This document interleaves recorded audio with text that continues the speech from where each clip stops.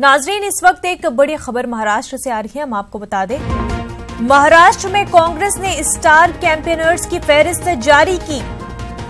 सोनिया गांधी, राहुल गांधी, मनमोहन सिंह और गुलाम नबी आजाद करेंगे चुनावी रैलियां।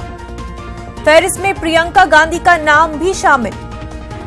कृपाशंकर सिंह का नाम भी स्टार कैंपेनर्स की लिस्ट में मौजूद। इस वक्त की बड़ी खबर हम आपको नाजरीन बता रहे हैं।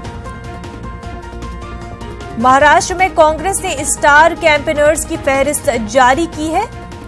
सोनिया गांधी, राहुल गांधी, मनमोहन सिंह और गुलाम नबी आजाद चुनावी रैलियां करेंगे। इस फहरिस्त में प्रियंका गांधी का नाम भी शामिल है। साथ ही साथ आपको बता दें, कृपाशंकर सिंह का नाम भी स्टार कैंपेनर्स की लिस्ट में मौजूद है।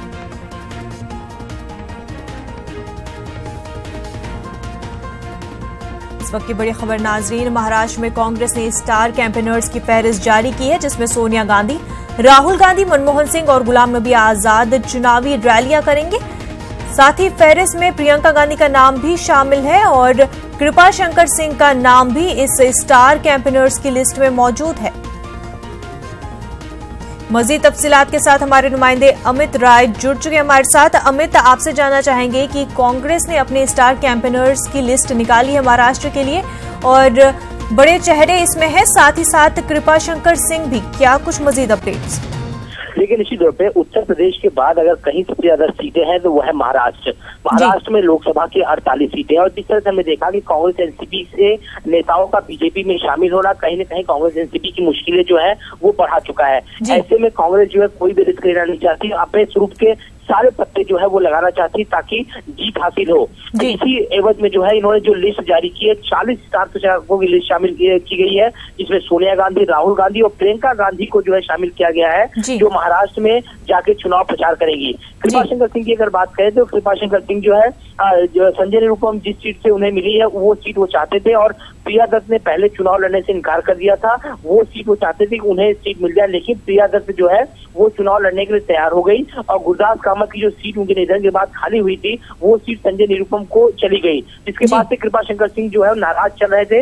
ऐसे में उनके ऊपर जो है एक बहुत बड़ी जिम्मेदारी सौंपी गई है, स्टार प्रचारकों में उनका नाम शामिल किया गया। तो कहीं न कहीं जो रूठे हुए हैं उन्हें मनाने की कोशिश जारी है लगातार। अभी हमने देखा था 2 दिन पहले महाराष्ट्र प्रदेश के जो अध्यक्ष अशोक चौहान कांग्रेस के, उनकी एक ऑडियो क्लिप जो है जारी हो गई थी, जिसमें वो साफ तौर पे कह रहे थे कि उनके कैंडिडेट को टिकट न मिलने से वो नाराज है और वो रिजाइन कर सकते हैं। जैसे ही ये ऑडियो क्लिप जारी हुई महाराष्ट्र में, उसके बाद से उनके कैंडिडेट को टिकट दिया गया। जो पहले कैंडिडेट का नाम आया था उसे हटा दिया गया। यानी कोई भी रिस्क जो है कांग्रेस लेना नहीं चाहती है, हर किसी को साथ लेके चलना चाहती है। इसी एवज में हमने देखा कि स्टार प्रचारकों की जो सूची तैयार की गई है उसमें सोनिया गांधी, राहुल गांधी के साथ प्रियंका गांधी जो युवा चेहरा बताया जा रहा है उन्हें जो है रखा गया है, ताकि वो बड़े जोर शोर से प्रचार हो सके और कांग्रेस की जीत जो है सुनिश्चित हो सके। तो सब कुछ ये जीत के लिए सारे मंत्र अपनाए जा रहे हैं। जी बिल्कुल अमित, जैसा कि देखने को मिल रहा है कि कांग्रेस जो है काफी फूंक फूंक कर कदम डाल रही है महाराष्ट्र में, क्योंकि पिछले कुछ दिनों में जैसा कि देखा कि कांग्रेस को झटके मिलते जा रहे हैं महाराष्ट्र में। उनके कई सारे जो लीडरान हैं वो उनकी पार्टी छोड़कर जा रहे हैं। ऐसे में कांग्रेस के लिए कितना इम्पोर्टेंट है ये कैंपेन और कितना जरूरी है उनके लिए, जो उन्होंने बड़े चेहरे भी इसमें लाए हैं, कि वो कामयाब हो सके इस कैंपेन में और पूरी जो कहते हैं जोरों शोरों से इस कैंपेन में आगे बढ़े। लेकिन इसी तौर पर कांग्रेस की मुश्किलें जो है लगातार बढ़ती गई है महाराष्ट्र में। प्रकाश अम्बेडकर जो दलितों का चेहरा माना जाता है, वहाँ पश्चिमी महाराष्ट्र में जो उनकी काफी जो है उनका वोट बैंक उनका काफी अच्छा है। जो कांग्रेस एनसीपी के साथ नहीं गए वो जो उन्होंने जो है खुद जो है अपने सारे उम्मीदवार जो है 48 सीटों पे जो है उतारे हैं, जो एक बड़ी मुश्किल जो है प्रकाश अम्बेडकर जो है वो बनकर उभरे। उसके बाद हमने देखा कि विरोधी पक्ष नेता राधाकृष्ण विखे पाटिल के जो बेटे हैं डॉक्टर सुजय पाटिल, उन्होंने जो है कांग्रेस छोड़ी और बीजेपी में शामिल हो गए। उसके बाद शरद पवार के जो खासम खास थे मोहिते पाटिल, उनके बेटे हैं रंजीत पाटिल, उन्होंने जो है बीजेपी का दामन थामा। यानी एक के बाद एक करके कांग्रेस एनसीपी की लगातार मुश्किलें बढ़ती चली जा रही है, जिसकी वजह से कांग्रेस को जो है हमेशा शिकस्त का सामना करना पड़ रहा है। ऐसे में इस चुनाव में और आगे किसी प्रकार की मुसीबत नहीं आए, जिसके लिए उन्होंने 40 स्टार प्रचारकों की सूची तैयार की, जिसमें गांधी परिवार की जो दोनों पीढ़ियां यानी सोनिया गांधी और उसके बाद जो है राहुल गांधी, प्रियंका गांधी, सबको जो उतारा जा रहा है, ताकि यहाँ पे जो 48 सीटें हैं उसमें अधिकतम से अधिकतम सीटें जो है कांग्रेस जीत कर अपने खाते में कर सके।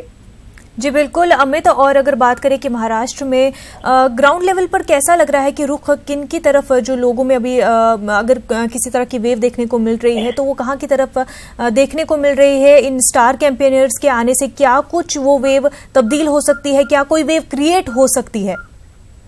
देखिए, प्रियंका गांधी के आने से कांग्रेस में काफी उत्साह दिखाई दे रहा है, लेकिन सबसे बड़ा सवाल है कि जो यहाँ का राजनीतिक समीकरण उसे समझने की पहले कोशिश करनी चाहिए।